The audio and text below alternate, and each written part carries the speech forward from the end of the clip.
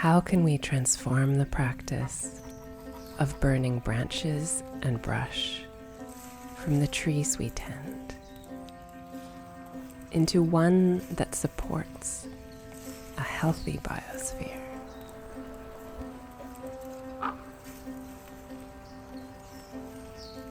Let's turn the branches into biochar. Biochar is a biologically enriched charcoal that traditional cultures have long used to nurture healthy soil.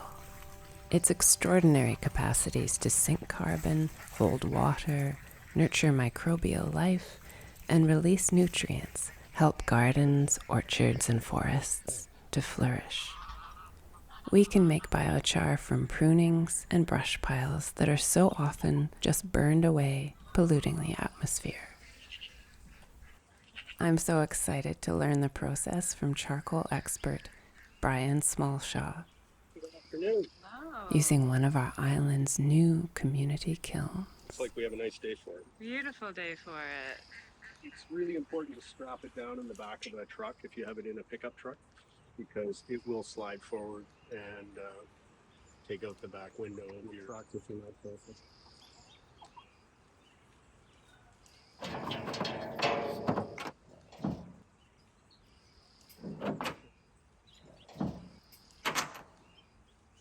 We'll slide it out. Try not to put too much weight on the gate there, but it's not that big a deal. Slide it. Okay, and then to the ground, or? Yeah, first to the ground, and then we'll decide what we're going to do then. You guys ready?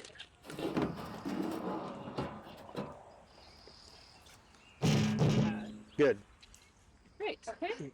Oh, it's not too bad. It's not bad. No, well, I designed them so that basically two people can get it off the truck and move it around, and so that you can move the kiln to the material, not the material to the kiln.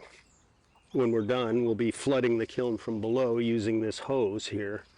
And this is a little piece of rubber hose that I made up so that the good hose doesn't get too close to the kiln, which will be very, very hot later on. So we can hook up our regular hose to this. We're using fire. It's actually good to have a live hose handy to put out a fire if you need to on short notice. Okay, I'll go turn it on. Okay, let's get started. Okay.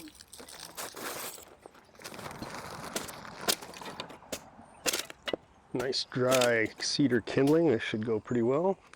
But I'll start getting some small branches.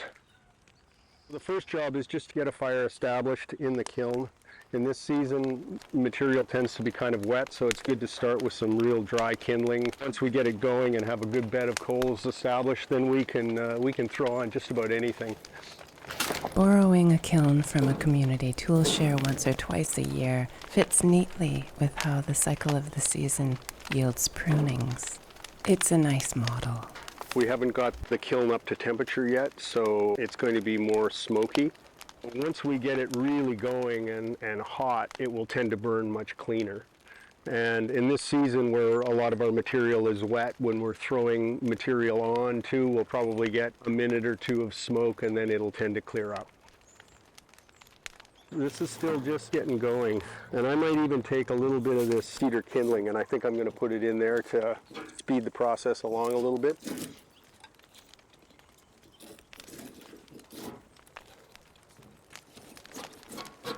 It's already burning much cleaner once we get a little bit of heat in there. We don't want smoke if we can avoid it. So we've got a little bit of weighting here. We want to get it so that we have a bed of coals in the bottom of the kiln. We want this material to burn down a bit. It's important, of course, that everybody who has a burn like this consult the local fire department to ensure that burning is permitted. And if you require a burn permit, you have to get one, of course, ahead of time. At this time of year, it's very, very low fire risk. But as we get later in the season, fire becomes more of a concern.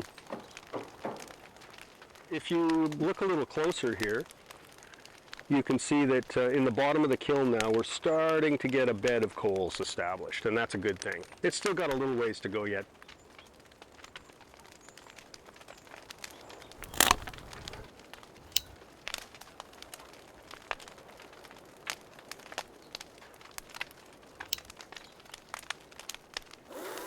So when using a chainsaw, I should probably have a helmet on too, but at the very least eye protection is recommended.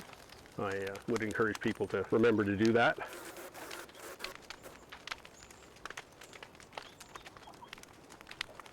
So small diameter? Small diameter, please. You want shorter.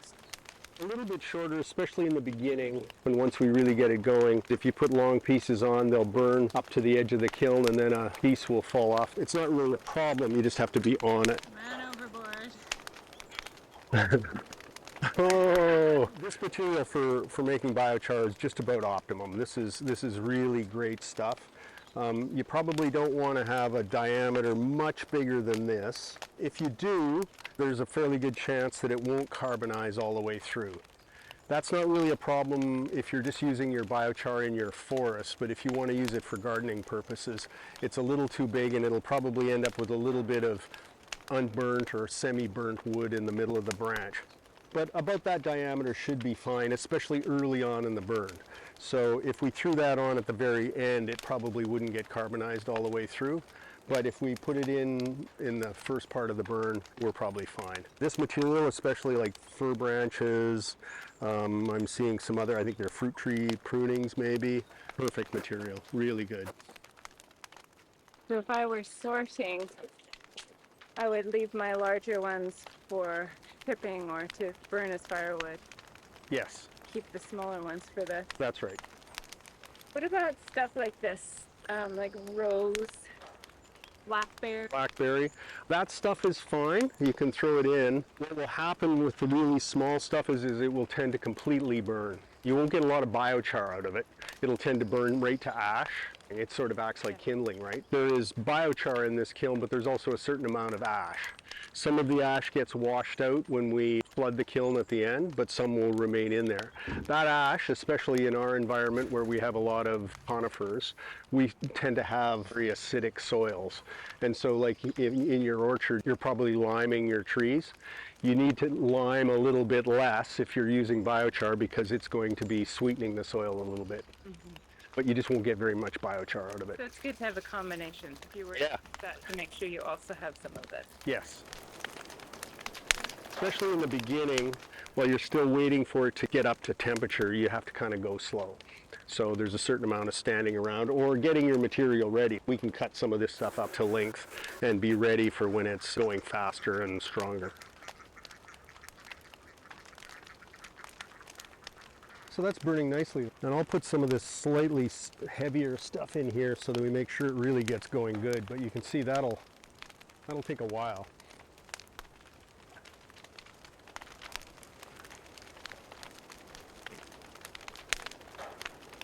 I really do enjoy the social nature of a biochar burn too. Yes. You know, really, it's a fire. And we humans have been standing around fires for about the last million years. Especially if food is involved, it's a very nice thing. Yes. Okay, now I should really wait for a bit. So if you come in here a little closer, you'll see like this branch right here is starting to get white on the outside. That is normally your sign to add more material. Now we can wait for a few minutes for this material to get whitish on the outside. If you do that, you ensure that your material in there gets carbonized all the way through. You don't want material that's still only half burnt. We're going to establish a burn layer, and the material underneath that is still burning, but it's burning in an oxygen-reduced atmosphere. So it's not getting as much air as it really wants. And that means it turns into charcoal, because that's what charcoal is, burning wood in an oxygen-reduced atmosphere, where you're choking it off a bit, if you like. And in an enclosed kiln, of course, we do that by controlling the amount of air into the kiln. This is an open vessel. It can get as much air as it wants on top, but underneath, there's no ventilation from below, and the material underneath is starved for oxygen, and so then becomes charcoal. And so that's the difference between burning in a kiln like this. We end up with biochar. So if we were to just have this burn on the ground as a regular burn pile, it would completely burn down to ash, or mostly ash. There'd only be a little bit of charcoal in it. But because we're controlling the airflow by restricting the air that can come in from underneath, that's why we end up with biochar. But look at this, burning very, very cleanly. Almost no smoke. And this is material that's just been sitting outside and getting rained on in January, and it's burning very, very cleanly. Some of my material was a little too damp. Brian recommends covering. I usually tarp it. It doesn't mean that it's dry, but it's drier. It's not sopping wet. So it burns a lot cleaner. So, of course, this season, it's not uncommon to see plumes of smoke going up from people's yards where they've got a burn pile going. In my view, if they were doing those burns in one of these kilns, they would be putting a lot less smoke into the air and getting some biochar into the bargain. Is it just the kiln that means that it's burning wet wood sufficiently? Yes, we can burn more cleanly and burn hotter by burning it in the kiln for a couple of reasons. So one, it's off the ground, and so the fire isn't losing a lot of heat into the ground. Second, it's made out of steel and it's these flat reflective surfaces, so the heat of the fire is being reflected back into the fire, and that increases the temperature. Also too, the shape of it, we've got sort of a curved angle here, and once we really get it going, you'll see that the flame becomes sort of concentrated into a candle flame shape, and that's because the air is heating up on the outside surfaces of this and coming up around and sort of holding the flame in, and it's a more concentrated flame. And so that means that the fire is tending to consume its own smoke. It's burning hotter and burns less smoky. We're getting a little bit of steam forming around the edges here, and we wet down the ground so that it's not likely to catch on fire, but it is getting warm down there because we can see some steam coming off the ground. So I see what you mean about the white. Yeah, so we're getting close here now. So when you say we're getting Close to being ready to put more material on. okay, so you're just pausing, waiting for the white To form. layer to form, Yeah. and then you can start adding it. Yeah, and so you can see too, like if you look down in the kiln here, we're starting to get a nice bed of coals established here. That's all going to be biochar because it's not going to burn up completely because it's not getting as much air as it really wants because the fire on top is taking it all. Wow. Now it's really ready to go into the main phase of burning. We've got a good fire established, there's a bed of coals. Wood on top is turning whitish, which is our sign to add more material. The thing that I forgot to bring today, and I don't know if you've seen it, but the little book that we wrote on the historical charcoal kilns of Southern Gulf Islands. I kind of feel like it's part of the historical continuity of it all, you know, that we're continuing something that they were doing 100 years ago. Yeah, beautiful. This is hot now. It's hot. It's hot. Dressing for a burn is always a little tricky because you start out, it's cold, and very soon you're standing around in front of a big hot fire. And I know several times I have become dehydrated. I haven't drunk enough water.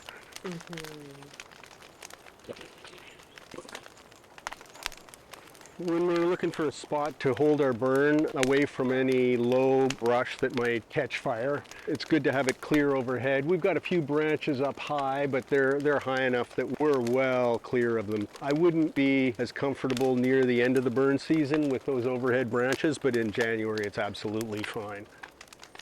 When we're done, we're going to be draining this out, so you want a place where you don't mind that water draining out. Some people actually collect the water and use it in their garden because it does contain a certain amount of ash. So if you especially have plants that want a little bit of sweetening, that water can be useful. But otherwise, we normally just drain it out onto the ground. If you were to have your burn in the middle of a lawn, for instance, you will burn a section of the lawn. Keep that in mind. If it's a lawn that you don't want that to happen to, you wouldn't want to have your burn there. Hey ducks. We're probably a third full here, and you can see that material in the bottom. That's all going to be beautiful biochar. Biochar is useful for your garden. I also sprinkle it around my fruit trees, and I'm also trying to build soil in the forest that I live in, which has very thin soils. It's very rocky. There's a lot of very large Douglas fir, arbutus, and Gary oak, but the soils are very, very thin. And that's probably how the forest was naturally, but in a truly natural forest, there would be periodic forest fires, and of course the indigenous people would sometimes burn off the hillsides in order to encourage the growth of camas. So I add biochar out into the forest in the hope of building the soil over time. And it's important to understand that wherever you use biochar for growing purposes, it should be inoculated, charged with something nitrogen rich or nutrient rich, because in the short term, biochar will pull nutrients from the soil. It acts like a sponge, being a very porous structure, many cavities and holes. It will pull material from the soil. So if you add it in uninoculated, you will lose nutrients in the short term. It will give those nutrients back with interest over time, but in the short run, it will be taking nutrients from the soil. So you want to either add it into your compost pile so that it gets charged up in your compost pile, or add it into your garden or around your fruit trees together with nutrient-rich material, manure, compost, whatever you want to add.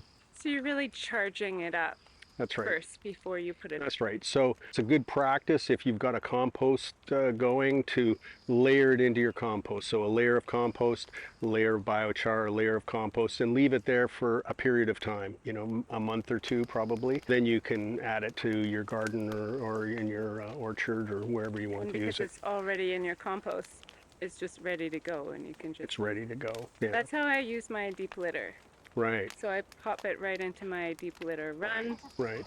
And that is being supercharged from the chickens. Right. And then I dig that out and put it on my garden. Beautiful, beautiful. I'm sure that's supercharging your garden. A friend of mine in the neighborhood, she keeps chickens as well. She has grown some kohlrabi that are immense because she mixes biochar and chicken poop and the material from her chickens into her compost pile, and she grew a 35-pound kohlrabi. It's enormous. So we've really got the kiln up to temperature now, and you can see that the flame is becoming columnar, and this is a really nice state for the fire to be in. It burns very cleanly, and this is telling me that it's burning hot.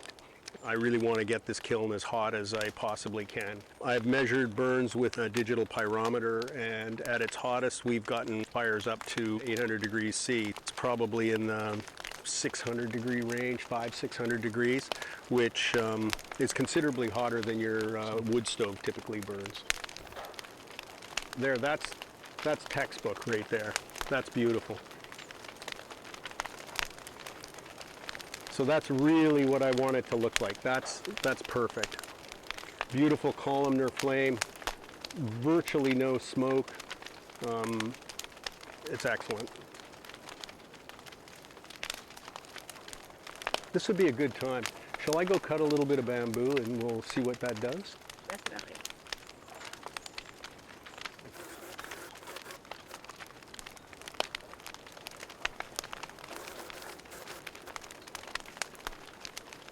Let's see what this does in the fire. This is cracked, so I don't think that it's going to be, I don't think we're going to get any explosions. But maybe we should stand back just in case.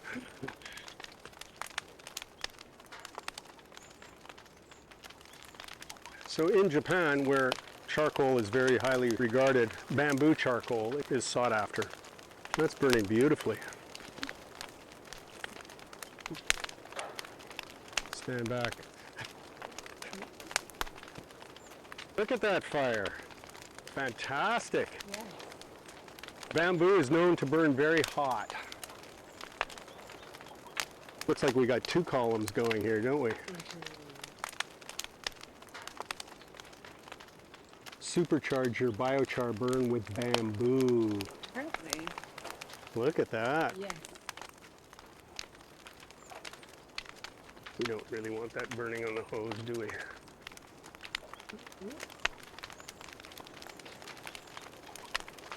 Beautiful. You're really happy with the bamboo, hey? Oh yeah, love it. Well, bamboo is just marvelous stuff all the way around. But I had one of my burns, I invited the fire chief out to have a look at what we were doing and get his comments on it. And he was very happy with it. He gave it the 2 thumbs up. And he liked it for a couple of reasons. He liked it because the fire was off the ground, The fire was contained and water was hooked up to the vessel so that you could put the fire out and be completely sure that you got the fire out. When you flood it from below, you know that you've got the fire completely out.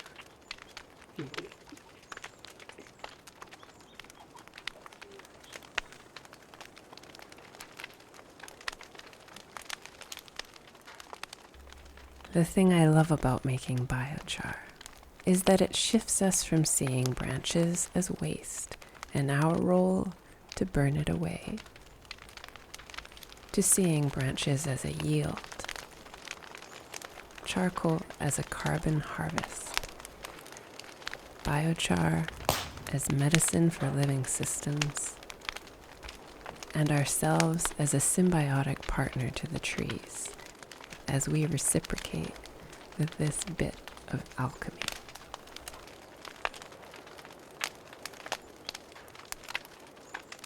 I'm going to let this burn a little bit longer, probably only a few minutes here, till the flame kind of dies down to almost nothing.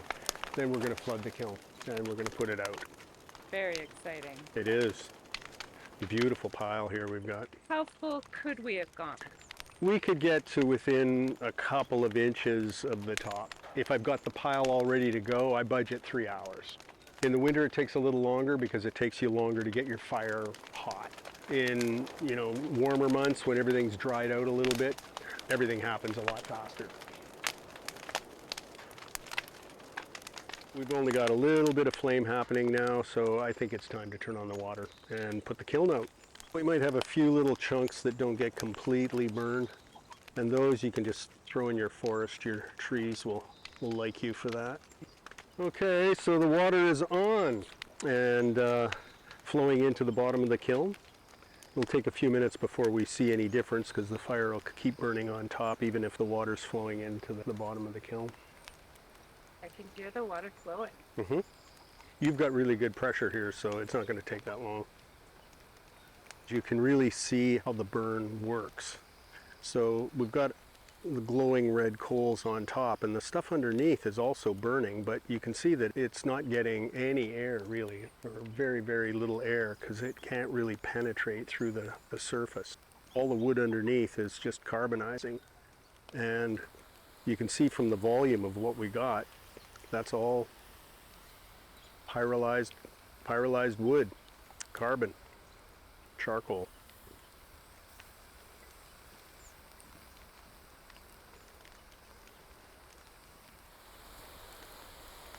The water is appearing now. Right down in the corner there you can see water. And you can hear it. Yes.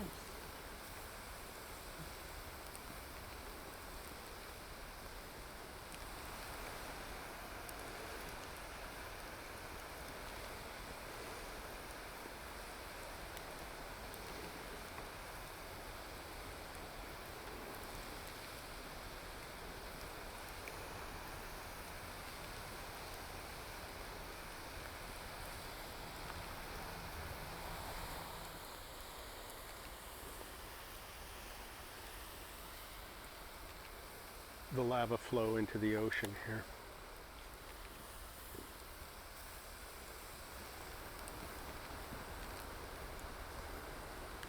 The Kilauea effect.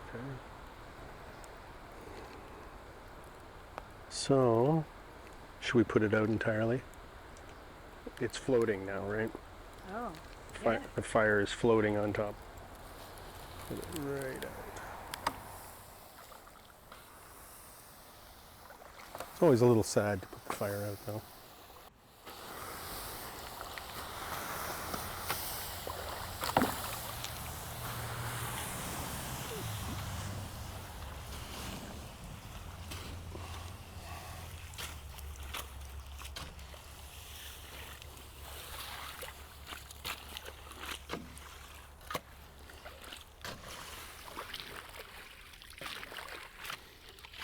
That fire is out.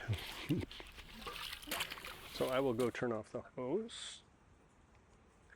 Okay, so now we can disconnect the hose.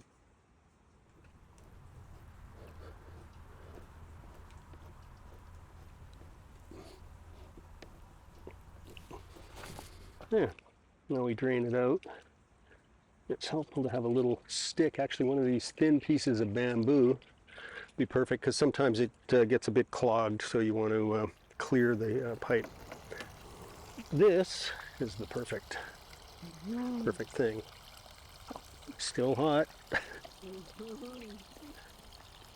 What a beautiful batch.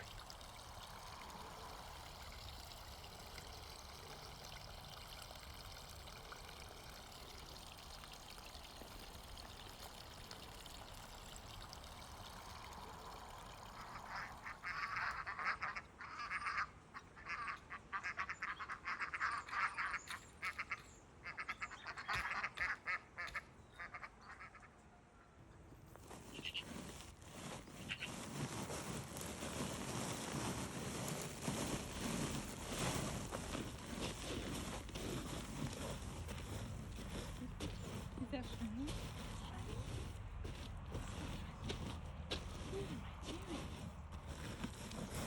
That's good. I'd put that in my garden. It's getting fine. It's beautiful.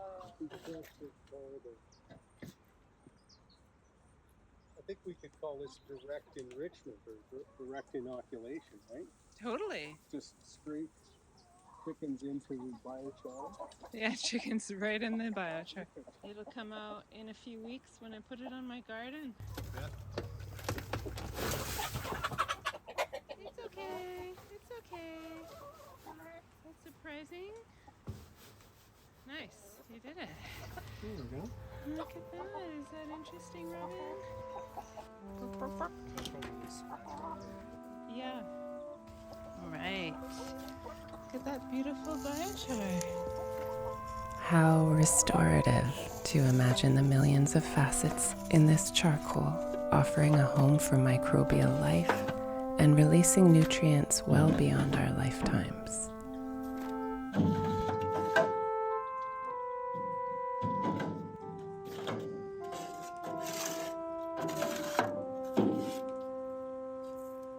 Oh. Done. Thank you so much.